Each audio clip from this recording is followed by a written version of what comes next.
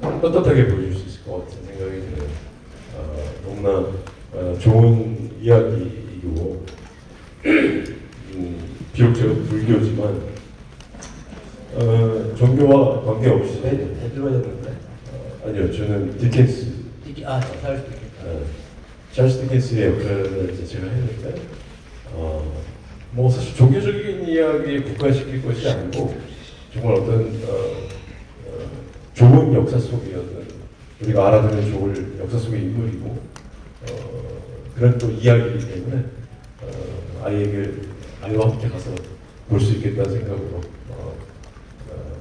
잘하셨어요. 잘하셨어요. 정말 그런 오해를 할 만하네요. 지금 역사를 굉장히 상처 많이 받을 것 같기도 하고 잘하셨네요. 저는 그 이병수 대사 중에 전부 다 이 영화를 다 보진 못했는데 영화나 드라마를 다 보진 못했는데 제일 생각나는 게 저한테 왜 이러셨어요? 달콤한 그게 제가 좀 미국 왔다 갔다 할 텐데 그때 오랜만에 한국 영화를 볼 때였는데 정말 잘 만들었네 하고 그 대사가 계속 뇌리에서 떠나지 않는 거예요. 그 눈빛하고 그 대사를 이병헌 씨가 참 대단했었어요. 그 다음에 뭐 기억할 수 없을 정도로 많은 얘기도 있지만 내부자들도 쇼킹하고 그래서 이병헌은 뭐든지 용서가 된다. 왜냐하면 진짜 배우기 때문이다. 감사합니다. 네.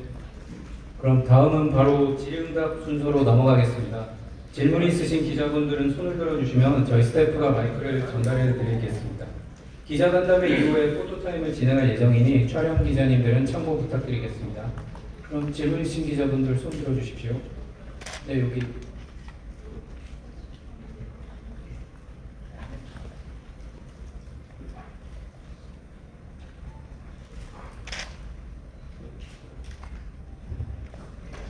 네, 안녕하세요. 저는 내외방송의 임동선 기자라고 합니다. 우선 특별전 여신 것 축하드립니다. 감사합니다. 네.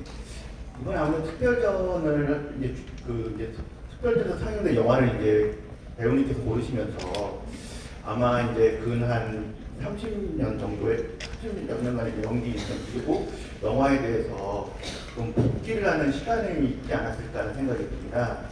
그래서 아무래도 이제 그 영화를 이제 선정하시면서 좀 그동안에 어떤 내가 좀 변화가 있었는가, 진화가 있었는가 그런 어떤 것들에 대한 생각이 있으셨을 것 같은데 그때 좀 심정을 들어보시고요. 그렇게 되면 자연스럽게 그 이번에 10편의 선정 이유랄까요? 기준이랄까요? 이게 또 자연스럽게 나올 것 같습니다.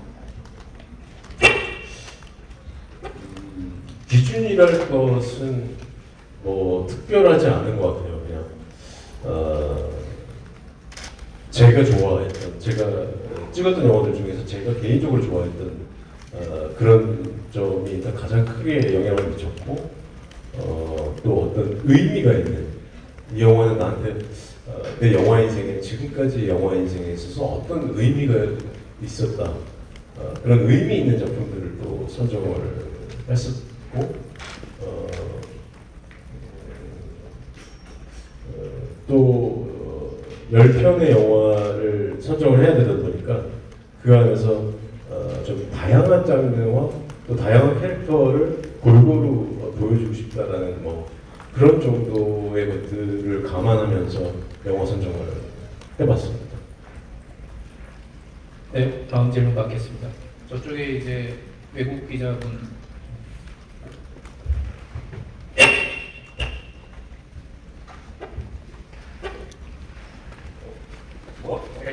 안녕하세요, Mr. Lee. 안녕하세요. I am Domingo Gaita, National Television, and this is my question, which is, according to you personally, the secret of the success, the worldwide success of Squid Game? I mean, success here in South Korea, in Asia, in Europe, in Italy as well. Why, according to you? Thank you. 여기 통역도 진행하는 거. 우리 오징어 게임의 성공 요인에 대해서 또는 비결에 대해서 듣고 싶습니다. 저도 사실 처음 이 오징어 게임 대본을 처음 봤을 때 너무 실험적이었기 때문에 물론 재밌기는 읽었어요. 워낙 황병호 감독님은 전 진짜 천재적인 이야기꾼이라고 생각을 해요. 그 천재적인 이야기꾼이 만들어낸 이야기이기 때문에 당연히 재미는 있었지만 이게 너무나 실험적이어서 이거 쫄딱 망하거나 진짜 아주 성공하거나 둘 중에 하나겠구나, 뭐 아니면 도겠구나라는 생각을 했던 기억이 나요. 그런데 사실 이 드라마가 되게 자극적이고 굉장히 강렬하고 또 굉장히 오락적이고 이런 것들이 있어서 재미있지만 또 한편으로 보자면 굉장히 사회적인 정치적인 혹은 또 경제적인 그런 어떤 지금의 이슈들이 다 들어가 있어요. 그래서 너무나 약간 지금의 세상을 약간 이렇게 딱 축소시켜 놓은 곳이 바로 그 오징어 게임을 하는 공간이 아닌가라는 생각이 들어요.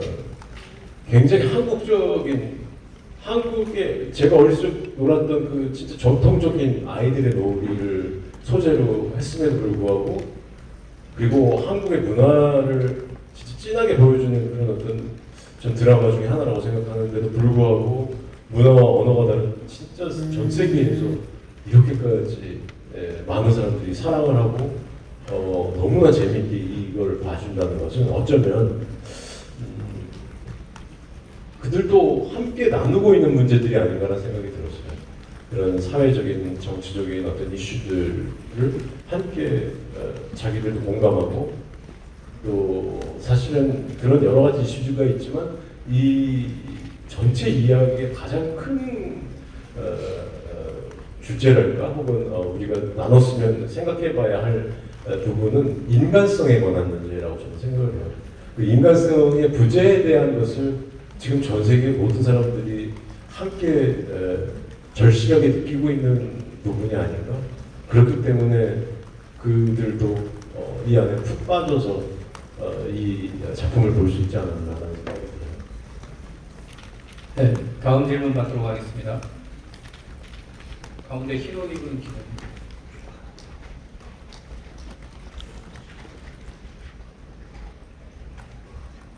안녕하세요. 민일보 임세정 기자입니다. 게임이랑 앞에 연작도 나왔었는데 K-pop 대본 헌터스랑 킹 오브 킹스에서 그 목소리 연기를 선보이셨잖아요. 그 작품 다 해외에서 주목받는 성과가 있어서 K-콘텐츠의 시니어의 최전선에 계시게 된 상태인데 이 해외 시장을 못할 작품들에 참여하신 소감이 궁금하고요. 그리고 배우로서 이 참여한 작품들이 해외에서 좋은 평가를 받는 데 대한 소회도 좀. 저도 정말 깜짝 놀랐어요. 지금 오징어 게임도 뭐 글로벌 1위를 하고 K-pop 데몬 헌터스도 영화 부분에서 1위를 하고 이게 어떻게 된 일인가 되게 어리둥절한 그런 어떤 감정이 잠깐 있었는데 K-pop 데몬 헌터스는 사실 몇 년 전에 제가 미국에 가 있을 때 소니 픽처스에서 연락이 와서 그 LA에 있는 소니 픽처스 본사에서 그거를 기획하시는 분들과 만남을 미팅을 몇 번 가졌었어요. 그래서 우리가 이런 어떤 애니메이션을 만들려고 하는데 어떻게 했느냐. 당연히 K-팝이 전 세계적으로 지금 막 인기를 얻고 있는 것은 않았지만 일단 소니 픽처스라는 곳에서 그것을 주제로 해서 이야기를 만든다는 것도 놀라웠고 또 한편으로는 근데 진짜로 이것이 그 스트리밍 서비스를 통해서 전 세계에 보여줬을 때 얼마나 많은 사람들이 이 이야기에 관심을 가질까에 대한 또 의구심도 있었어요. 그래서 몇 번의 미팅을 거치고 또 한국에서도 그분들과 미팅을 하기도 하고 또 줌콜로도 미팅을 하면서 레퍼런스 그림이라는 거를 저는 처음 봤어요. 예전에 20몇 년 전에 한국에서 애니메이션 더빙을 한 적이 있었지만 그때는 완성품을 보고선 제가 더빙을 했었던 거에 반하면 지금은 빗그림 같은 걸 그리면서 대충 이런 느낌일 거다라는 걸 설명을 해주더라고요. 근데 그 빗그림을 보고선 지금의 완성도 있는 그림하고는 약간 그림을 상상할 수 없었어요. 왜냐면 진짜 저는 이런 과정을 겪은 게 처음이니까 그림을 왜 이렇게 못 그렸지 이렇게 생각을 했었거든요. 저런 엉성한 그림으로 지금 만화 그 애니메이션이 얼마나 훌륭하게 나오는데 이거 좀 안 되겠다. 그림을 좀 더 잘 그리지. 약간 막 자꾸 그런 생각을 미팅 과정에서 했었는데 이렇게 나올 줄, 이렇게 완성품이 이렇게 나올 줄은 모르고 아무튼 참여하기로 일단은 결심을 했고 그래서 한국의 그 녹음실에서 그 감독님과 다들 와서 하기도 하고 이걸 며칠에 나눠서 했어요. 아무래도 영어로 더빙을 해야 되다 보니까 저는 되게 힘들었어요. 사실 아주 디테일한 뉘앙스나 감정들을 영어로 표현하는 것도 되게 저한테는 굉장히 큰 숙제이기 때문에 거기 프로듀서 감독이 요 뉘앙스로 해주세요, 저런 뉘앙스로 해서 계속 NG를 많이 내면서 이게 몇 번에 걸쳐서 한 번은 그분들이 직접 와서 같이 녹음을 하기도 하고 또 한 번은 줌콜 같이 해서 그분들 화면에 보이는 상태로 녹음실에 가서 제가 또 녹음을 하면서 그렇게 해서 이제 완성을 했는데 지금의 이 결과는 사람들이 이렇게 이것에 열광하는 것이 저 개인적으로도 너무 믿기지 않을 만큼 행복하고 신나는 일이지만 K-팝의 현재 위치가 어느 정도에 있고 또 얼마나 지금 대단하구나라는 걸 업계에 있으면서도 새삼스럽게 굉장히 놀라는 그런 감정이에요. 네, 다음 질문 받도록 하겠습니다. 네, 이쪽에 파란색 옷 입으신 기자. 안녕하세요. 저 JTBC 강나연 기자라고 합니다. 두 가지 질문 드리고 싶은데요. 연기 인생 지금 30년이 넘으셨잖아요. 영화의 전성기와 한국 영화의 전성기 또 지금은 또 위기를 말하는 시대를 한꺼번에 겪으신 셈인데 이 다음에 앞으로의 영화의 미래는 어떨지 배우로서 좀 고민하시거나 생각해 보신 게 있으면 어떤지가 좀 궁금하고요. 그리고 두 번째 질문은 배우 생활 시작하실 때 꿈꿨던 배우의 모습과 지금 본인의 모습이 어느 정도 닮아 있다고 생각하시는지 또 앞으로 남은 배우 인생 동안 꿈꾸는 배우 상이 있다면 어떤 게 있는지 좀 듣고 싶습니다.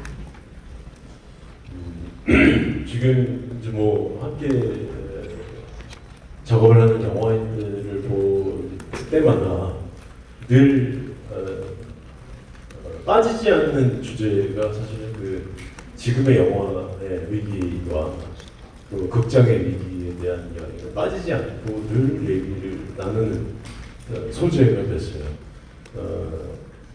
정말 분명한 것은 위기는 확실한 위기라는 생각이 들어요. 하지만 약간 어떤 탈출구처럼 스트리밍 서비스라는 것이 생겼는데 그 스트리밍 서비스를 통해서 우리가 얻게 되는 장점은 분명한 것 같아요. 오징어 게임이나 K-팝 데모노트스나 그 밖에 많은 한국의 인기 있는 드라마들을 보면 이제는 한국뿐만 아니라 어떤 나라에서도 사실 그 이전 시대에서는 모든 영화인들의 꿈은 결국 나도 언젠가 헐리우드에 가서 한번 해볼 거야. 나의 최종 목적은 헐리우드에서 나의 어떤 창의력을 발휘해서 전 세계의 모든 사람들에게 깜짝 놀라는 그런 어떤 순간들을 맛보게 할 거야. 그러니까 대부분 그런 생각을 할 거라고 생각해요. 근데 하지만 지금은 이제 그런 시대는 아니라는 생각이 들어요. 이제는 어떤 나라에서가 훌륭한 작품을 좋은 이야기를 가지고 훌륭한 작품을 만들어내면 그 순간 그것은 헐리우드에서 만들어진 영화 이상으로 전 세계 모든 사람들에게 보여줄 수 있는 기회가 생기고 그것이 훌륭한 작품이라면 그 어떤 성과 또한 어마어마하게 달라지는 그런 어떤 상황들이 이미 생겼기 때문에 또 그런 측면에서 보면 비록 극장이 그리고 영화가 지금 어려움을 겪고 있지만 또 다른 측면에서는 또 어떤 우리가 또 해결책을 찾을 수 있는 또 어떤 방법이 새롭게 생기지 않을까라는 희망적인 생각도 한번 해보게 되기는 해요. 결과적으로 그것이 어떻게 될 것이다라는 것을 내가 아무리 영화인들과 함께 이야기를 하고 해봐도 아직까지 그것에 대한 특별한 어떤 이 방법이 있을 것 같아 하고 아직까지 그 해결책을 찾은 상황은 아닌 것 같아요. 하지만 그렇기 때문에 저도 어떤 이런 좋은 방법이 있습니다라는 말씀은 못 드리지만 이게 어떤 과도기 아닐까 싶어요.